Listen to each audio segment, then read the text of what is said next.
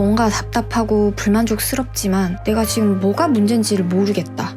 그래서 그 답답한 마음에 심리 상담을 좀 받고 싶다. 그런 분들이라면 처음 심리 상담을 시작할 때 이걸 좀 고려하시면 훨씬 상담 치료 기간이 줄어들지 않을까 싶습니다. 저는 맨 처음에 이제 시행착오인데 말할 거를 준비하거나 그럴 마음의 여유가 없었어요. 그래서 그냥 앉아서 하고 싶은 말은 그냥 실컷 떠들었죠.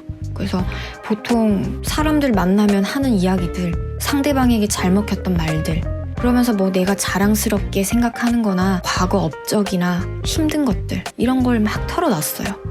그래서 약간은 과장을 보태기도 하고 미화시켜서 말하는 것도 있었고요. 그래서 온전히 솔직하지는 못했던 것 같습니다. 저는 상담 선생님이 매번 하시는 질문 중에 이번 한 주는 어떻게 지내셨나요? 라는 그 질문이 제가 치료를 하는데 가장 도움이 되었던 질문인 것 같아요. 드라마나 영화 같은 걸 보면 자주 나오는 장면이 있죠. 남자친구가 나 왕년에 싸움 좀 했어.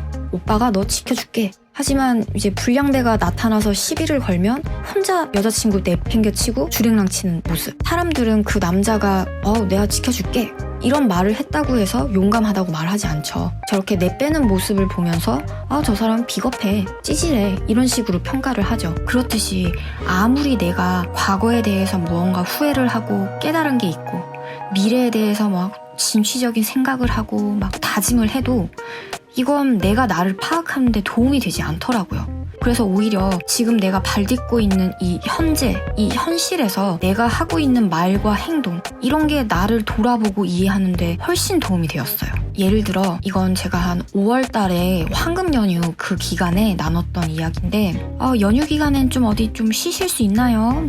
여행이라도 가서 좀 쉬시면 좋을 텐데 저는 365일 중에 350일은 출근해요. 그때도 못 쉬어요. 좀 쉬셔야 할 텐데 전 맨날 그래가지고 힘들지도 않아요. 이렇게 말을 했거든요. 그래서 사실 좀 정신적으로 건강한 사람이었으면 오히려 힘들어 죽겠어. 때려칠까 그냥? 오히려 이런 소리 하는 게 정상적인 것 같아요. 일상 이야기를 꾸준히 나누다 보면서 이런 대화 패턴이 이제 연휴 때마다 나타났고 그러면서 나중에 알아채게 됐죠. 이상하구나. 내가 감정을 제대로 직면하지 못하고 회피하는 사람이구나 라는 걸. 진짜 그 당시 건강 상태가 엉망이었거든요. 이렇게 빨간 날도 다 나오면서 일하는 게 한 6년 정도?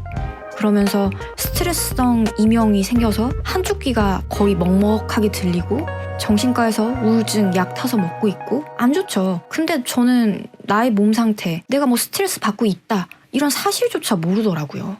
매주 그래도 어떻게 지냈었는지 이렇게 질문을 해주시다 보니까 나도 거기에 대해서 좀 되돌아보고 현재에 초점을 더 맞추게 되더라고요. 그래서 생각의 길이 과거와 미래에 조금 더 잘 트여져 있었다면 이 길의 방향을 현재로 그 길의 흐름을 쭉 트는데 조금 오래 걸렸죠. 그래도 치료가 진행됨에 따라서 과거와 미래에 대한 이야기 비중은 줄고 점점 현재에 대한 이야기가 주요 메인이 되면서 그러면서 삶이 변화하기 시작했던 것 같습니다.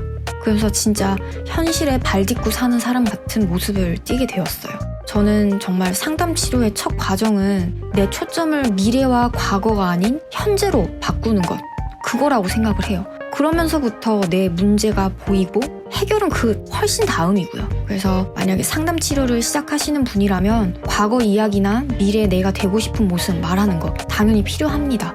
하지만 현재의 나에 대해서 좀 솔직하게 말하는 것, 현실 문제를 다루는 것, 이게 더 쟁점이라고 생각이 들고요. 이걸 좀 더 가감 없이 말씀하시면 상담 치료 받는 기간이 조금이라도 더 단축되지 않을까 생각이 듭니다.